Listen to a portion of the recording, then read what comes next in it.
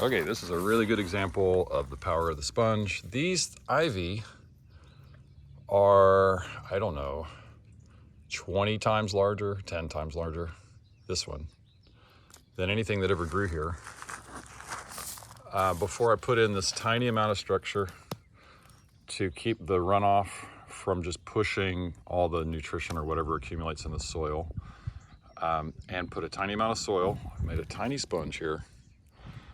This thing's about a foot tall. That's my hand. I'm about 6'6". And the one next to it's smaller. But previously, this would have been, this little one over here, would have been an enormous ivy out here. So we're getting sprinkles. You can see them now. Not in the forecast, folks. I've been doing work. Anyway, so that is at least 3 times larger than the ivy we had before. And they were here in this spot. And so I just did a little something to see what would happen back in September, October. And they made it through the winter. The pine straw is the topper here.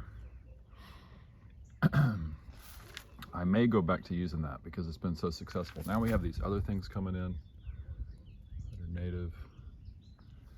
And all of this was really about trying to reduce the erosion that was happening to this bed of trees back here. And that's for another time. But anyway, that's an example of the power of the sponge. These, the proliferation of these plants, both in size and number. There are 1, 2, 3, 4, 5, 6, 7. Here's number 7. There used to be 1.5, and they were super small compared to this. They were barely able to survive. So, all right, sponge it up.